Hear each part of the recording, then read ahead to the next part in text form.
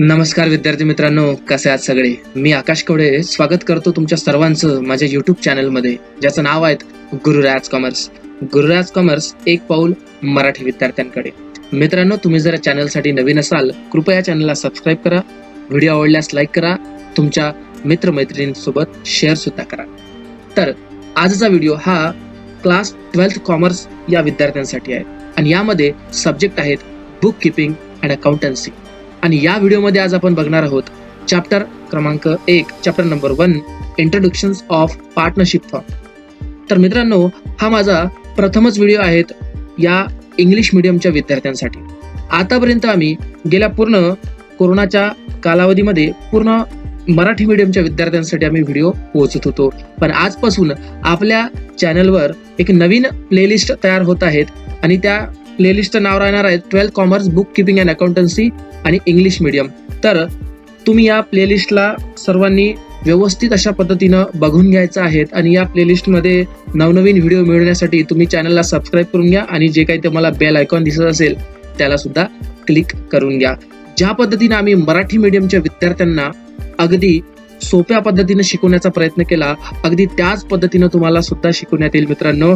त्यामुळे कुठलंही वाट न बघता लवकरच चॅनलला सबस्क्राईब करून घ्या. तर हे चॅनल नेमकं कोणासाठी फायद्याचं आहे?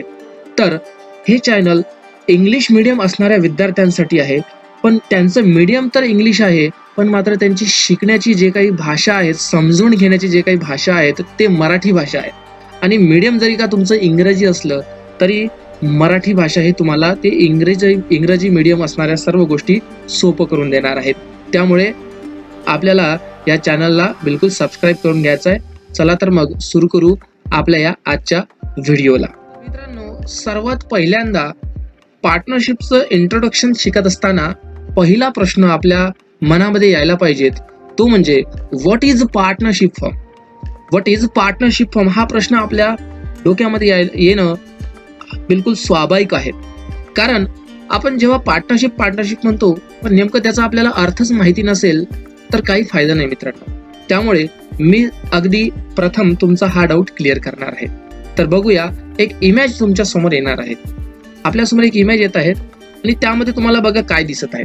ऑब्झर्व करा याच्याकडे थोडंसं आणि तुमचं थोडंसं लक्ष जर तुम्ही केंद्रित केलं तर तुम्हाला असं लक्षात येईल की एकापेक्षा जास्त व्यक्ती तुम्हाला इथे काहीतरी त्यांचा एक उद्देश असायला पाहिजे आणि तो उद्देश त्यांनी पूर्ण करण्याच्या मार्गावर त्यांनी एक प्रकारचं काम डन करत आहेत. काम करण्याचं त्यांनी एक प्रकारचं काय करत आहे, एक प्लॅनिंग केल्यासारखं करत आहेत. ठीक आहे, असं आपण या चित्रावरून लक्षात घेऊ शकतो. आणि हे बाजूचं पण आपल्याला चित्र बिलकुल जे काही आहे त्यांचा तो सेम विचार इथे दाखवण्याचा प्रयत्न करत आहे की 2-4 व्यक्ती काहीतरी समजून घेण्याचा प्रयत्न करत आहे किंवा एक व्यक्ती समजून सांगत आहे आणि बाकी त्याच्या सांगताना सगळ्या गोष्टींकडे तो लक्ष ठेवत आहे. तर असं याच्यावरून आपल्याला लक्षात येत आहे. तर बघा मित्रांनो, हीच कन्सेप्ट आपल्याला डोक्यामध्ये लक्षात ठेवायची आहेत की जेव्हा कधी आपल्यासमोर 2 किंवा 2 पेक्षा जास्त व्यक्ती येतात, 2 किंवा 2 पेक्षा जास्त व्यक्ती येतात, तेव्हाच आपली भागीदारी तयार होते. आणि आपण त्याला इंग्लिशमध्ये असं सुद्धा म्हणू शकतो की when 2 or more people come together to start a business, to run a business called as partnership. ठीक आहे. तर बघा मित्रांनो, अगदी सोप्या पद्धतीनं एक डेफिनेशन्स मी तुमच्यासाठी बनवलेली आहेत, ती तुमच्या समोर येत आहेत. बघूया आपण या डेफिनेशन्सला. बघा, तर डेफिनेशन काय म्हणते की partnership is an association between 2 or more individual. एक प्रकारचं त्यांचं असं काही संबंध आहेत की कोणामधले 2 किंवा 2 किंवा 2 पेक्षा जास्त असणाऱ्या व्यक्तींमधले असे काही संबंध आहेत की ज्यामध्ये parties who have accepted to share the profit.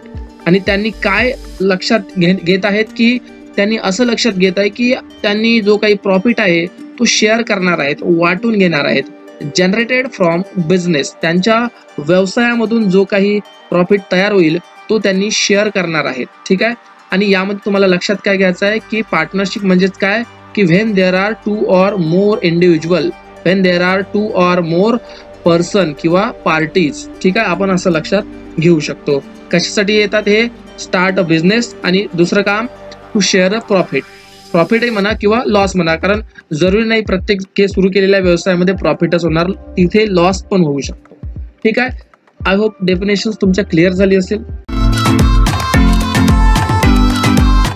याचं इंट्रोडक्शन आपल्या जे काही टेक्स्टबुक मध्ये दिलेलं आहे ते आपण आता बघणार आहोत. तर सर्वात पहिल्यांदा बघा, या इंट्रोडक्शन मध्ये तुम्हाला काय सांगितलेलं आहे की जो काही आपण टाइप ऑफ बिझनेस बघत असतो त्यामध्ये सोल प्रोप्रायटरशिप नावाचं एक असते, तर त्यापेक्षा मोठी असणारी कन्सेप्ट म्हणजे तुमची पार्टनरशिप असते मित्रांनो. ठीक आहे, तर पहिल्यांदा या इंट्रोडक्शन मध्ये तुम्हाला सोल प्रोप्रायटरशिप बद्दल दिलेलं असेल. ठीक आहे, तर बघा, the sole proprietorship has its limitations. म्हणजे जे काही एकल व्यापारी होता किंवा एकटा व्यक्ती जो काही व्यापार सुरू करायचा आपण त्याला सोल प्रोप्रायटरशिप म्हणायचं. ठीक आहे, तर त्याला भरपूर असे लिमिटेशन्स होते, मर्यादा होत्या. सच ॲज लिमिटेड कॅपिटल, त्याच्याकडे जे काही पैसा वगैरे भांडवल वगैरे असायचं ते कमी असायचं. लिमिटेड मॅनेजर ॲबिलिटी, त्याच्यानंतर unlimited liability, no stability, absence of specialisations etc. म्हणजे जो काही छोटा व्यापारी होता, एकल व्यापारी होता, त्याच्याकडे भरपूर अशा प्रकारच्या काय होत्या, मर्यादा तयार होत होत्या. म्हणजे भांडवलाची, काही त्याचं मॅनेजमेंट करण्याची किंवा आणखी कुठलीही भरपूर अशा त्याच्याकडे मर्यादा तयार होत होत्या. आणि त्या मर्यादामुळे या पार्टनरशिपला काय होत आहेत, एक प्रकारचं महत्व मिळत आहे, इम्पॉर्टन्स मिळत आहे. ठीक आहे, समोर बघा, hence when a business is to be set up on a scale which needs more capital and involves more risk. म्हणजे जेव्हा आपल्याला मोठा बिझनेस करण्याची आपल्याला एक प्रकारची गरज तयार झाली, कशाची, भांडवलाची पण, आणि सोबत सोबत आता जेवढ्या बिझनेस मोठा तितकी रिस्क सुद्धा असणार. ठीक आहे, तर याची आपल्याला गरज पडली, तेव्हा काय झालं की 2 or more persons come together, 2 किंवा 2 पेक्षा जास्त लोक एकत्र आले आणि त्यांनी एक व्यवसाय सुरू केला, टुगेदर टू रन इट. आणि त्यांनी व्यवसायाला काय केली, सुरुवात सुद्धा केली. They agree to share the capital. आणि त्यांनी काय ठरवलं की आपला प्रॉफिट असेल किंवा कॅपिटल जे असेल ते काय करायचं आहे, शेअर करायचं आहे. The management, the risk and the profit business, म्हणजे सर्व गोष्टी त्यांनी काय केल्या, शेअर करण्याचं ठरवलं. पण त्याचं व्यवस्थापन असो, म्हणजे मॅनेजमेंट असो, त्याची रिस्क असो किंवा प्रॉफिट असो की काही पण असो, त्यांनी सर्वांनी काय केलं, शेअर करण्याचं काय केलं, एक प्रकारचं त्यांनी ॲग्री केलं. समोर such mutual relationship based on agreement, आणि हे त्यांचं कशावर चालायचं, ॲग्रीमेंटवर चालायचं. ठीक आहे, among these persons is term as partnership, आणि म्हणून त्यालाच काय म्हणायचं आहे, पार्टनरशिप असं म्हणायचं आहे.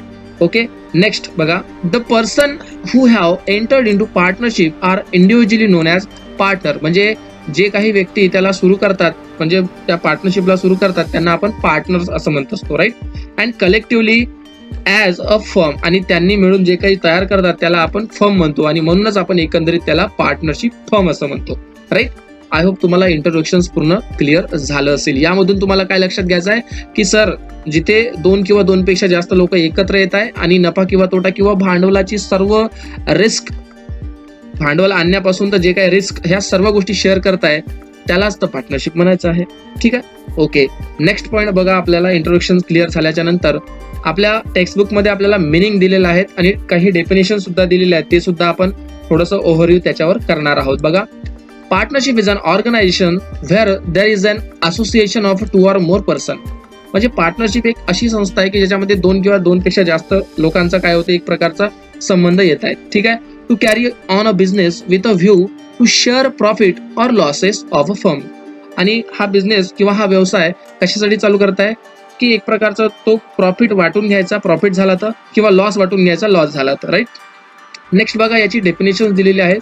इंडियन पार्टनरशिप ऍक्ट 1932 सेक्शन 4, यामध्ये आपल्याला एक पार्टनरशिपची डेफिनेशन्स डिफाईन केलेली आहेत. बघा काय सांगितलं त्यामध्ये, it is the relation between person who have agree to share the profit of a business carried on by all or any one of them acting for all.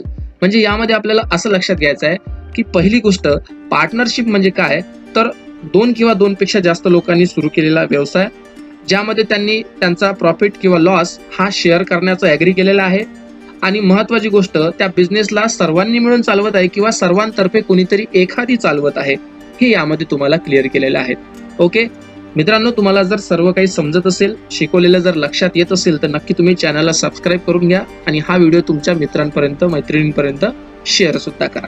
Okay, तर बघा, आणखी एक आपल्या समोर डेफिनेशन दिलेली आहे. According to professor Handy, partnership is the relation existing between person competent to make a contract.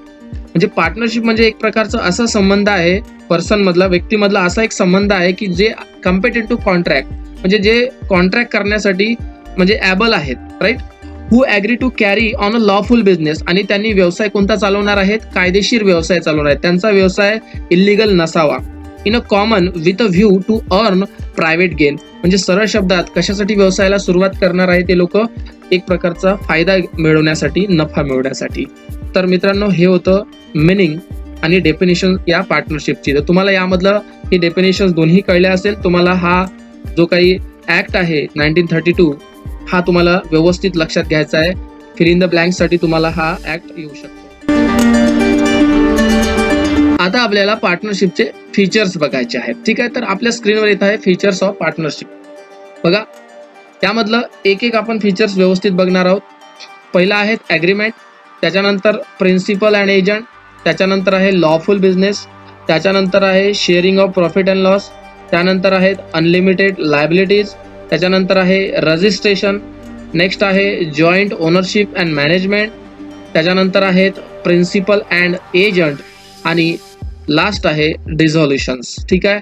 तर असे संपूर्ण जे काही फीचर्स आहे हे आपण स्टेप बाय स्टेप डिटेलमध्ये पाहणार आहोत, ठीक आहे. बघा, आपल्या स्क्रीनवर दिसत आहे डिटेल्समध्ये असणारे सर्व फीचर्स. तर पहिलं फीचर्स बघा, ॲग्रीमेंट. बघा मित्रांनो, जे काही पार्टनरशिप आहे हे नेहमी सुरुवातच त्याची ॲग्रीमेंट पासून होत असते, ठीक आहे. हा एक महत्वाचा एक प्रकारचा दस्तऐवज मानण्यात येतो ज्याद्वारे पार्टनरशिपची निर्मिती होत असते, एस्टॅब्लिशमेंट होत असते, राईट. तर बघा, partnership is a result of agreement between partners. म्हणजे पार्टनरशिप म्हणजे नेमकं काय की जे काही पार्टनर आहे त्या दोघांमध्ये झालेलं एक प्रकारचा ॲग्रीमेंट आहे आणि त्याच्यातून तयार झालेली एक प्रकारची कल्पना म्हणजे काय आहे ती आपली पार्टनरशिप आहे. समोर it could be written or oral, म्हणजे हा जो ॲग्रीमेंट आहे हा रिटन सुद्धा असू शकते, म्हणजे लिखित स्वरूपाचा सुद्धा असू शकते, किंवा तो ओरल सुद्धा असू शकते, राईट. त्यानंतर समोर अ written agreement is preferred so that it can be use as a proof in the court of law. म्हणजे यांचं इथे असं म्हणणं सांगितलेलं आहे की जर ॲग्रीमेंट हा रिटन मध्ये असला तर फार चांगलं होईल. कशासाठी? कोर्टामध्ये प्रूफ मानण्यासाठी. आता कोर्टात प्रूफ कधी मानण्यात येते मित्रांनो? जेव्हा कधी भागीदारांमध्ये, पार्टनरमध्ये जेव्हा कधी भांडण तंटे होतात त्यावेळेस ॲग्रीमेंट जर लिखित रिटन असेल तर तो फायदेशीर ठरतो. And such written agreement is known as partnership deed. तुम्हाला नेहमी प्रश्न येऊ शकते व्हॉट इज पार्टनरशिप डीड, तर तुम्हाला इथे लक्षात घ्यायचं आहे a written agreement is known as partnership deed. Okay. Next, number of partner. तर नंबर ऑफ पार्टनर लक्षात घ्या. तुम्हाला सर्वांना माहित असेल की मिनिमम 2 पार्टनर्स आपल्याला या पार्टनरशिपला, फर्मला तयार करण्यासाठी लागतच असतात, ठीक आहे. कारण आपण डेफिनेशन मध्ये आताच बघितलं की 2 ऑर मोर पर्सन असं बघितलेलं आहे.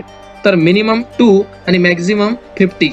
ओके, मिनिमम 2 मॅक्झिमम 50 हे आपल्याला आकडा लक्षात ठेवायचा आहे. ओके. तर बघा, minimum 2 partners are needed to start partnership firm and the maximum number of partners are 50 according to Company Act 2030. तर आपल्याला याच्यामध्ये असं सांगितलेलं आहे की कमीत कमी 2 पार्टनरची गरज आहे आणि जास्तीत जास्त 50. ओके. आणि आणखी तुम्ही एक लक्षात घेऊ शकता की in case of banking business, जेव्हा कधी भागीदारांना बँकिंगचा व्यवसाय करायचा असेल तर त्यामध्ये नंबर ऑफ पार्टनर्स किती पाहिजे? 10 पाहिजे. तुम्ही हे सुद्धा लक्षात ठेवून घ्या. ओके. त्यानंतरचा थर्ड पॉइंट आहे लॉफुल बिझनेस. आपल्याला सर्वांना माहित असायला पाहिजे की कुठलाही बिझनेस हा लॉफुलच असावा.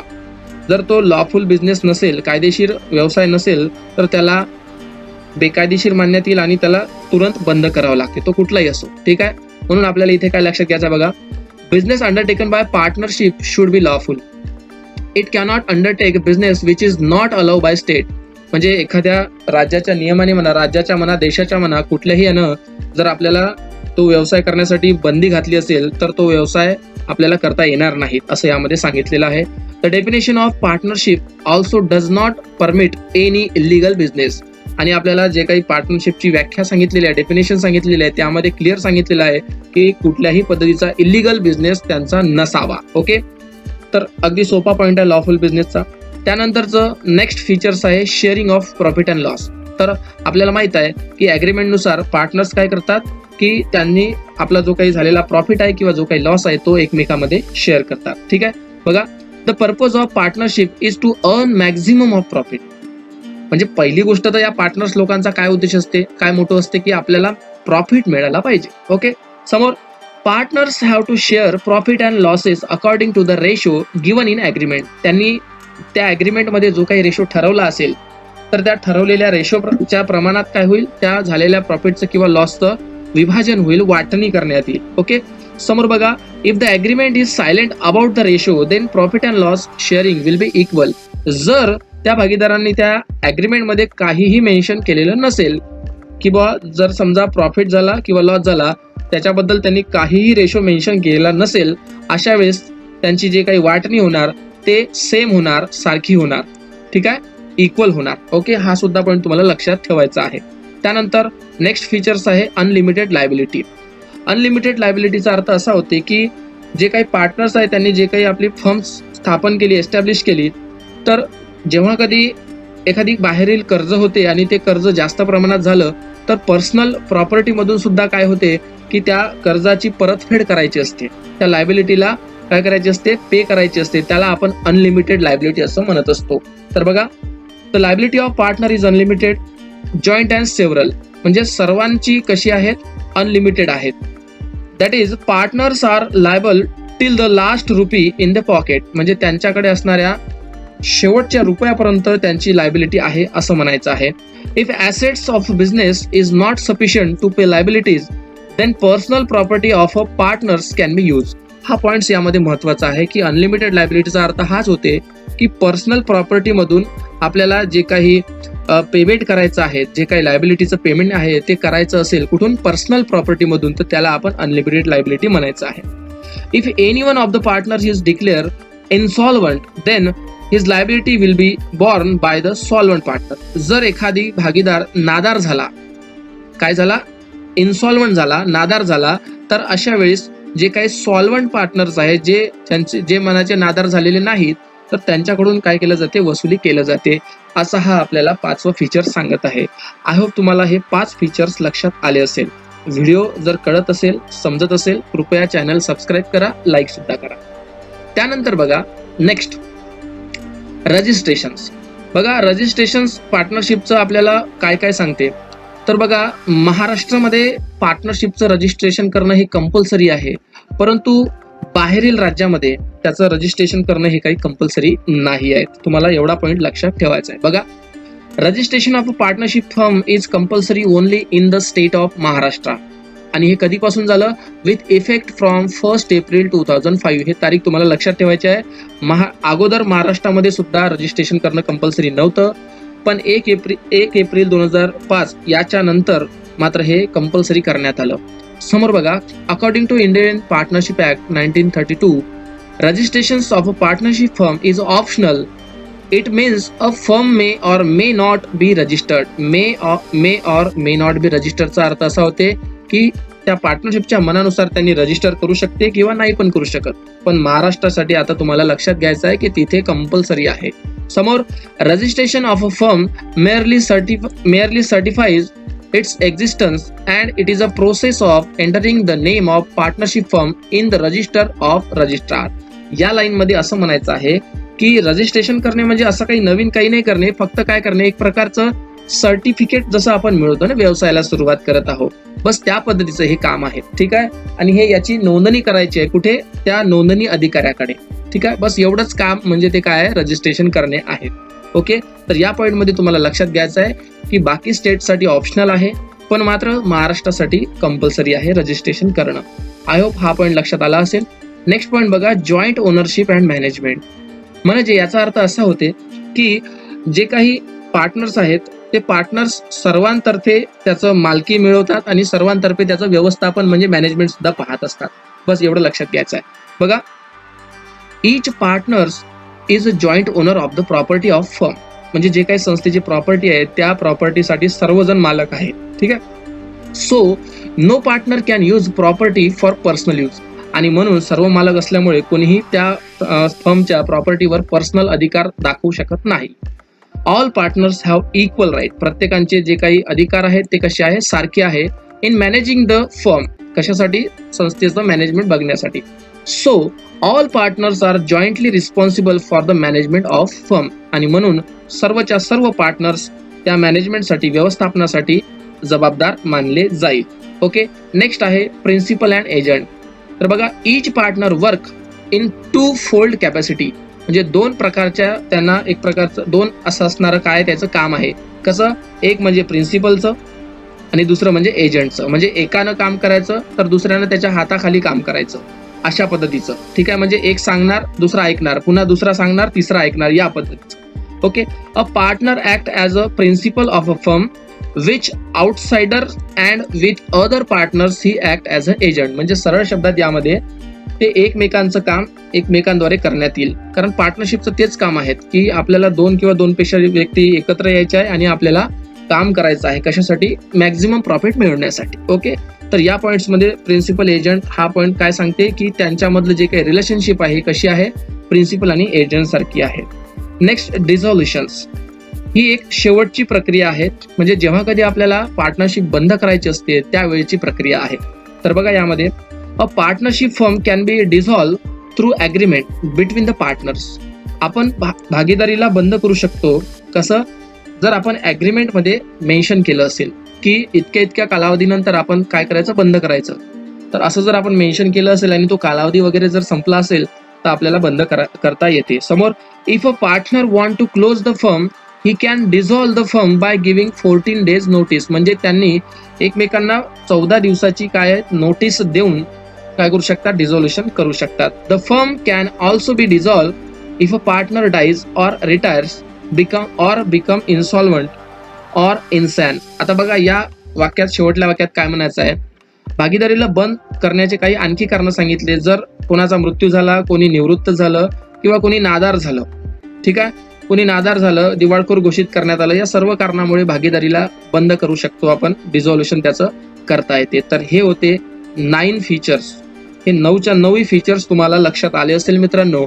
त्यामुळे तुम्ही हा व्हिडिओ अगदी शेवटपर्यंत बघितल्याबद्दल मनापासून धन्यवाद. थँक्स फॉर वॉचिंग मित्रांनो. गुरुराज कॉमर्स, एक पाऊल मराठी विद्यार्थ्यांकडे. चॅनलला सबस्क्राईब करून घ्या. या व्हिडिओला लाईक करा, तुमच्या मित्रमैत्रिणींपर्यंत शेअर सुद्धा करा.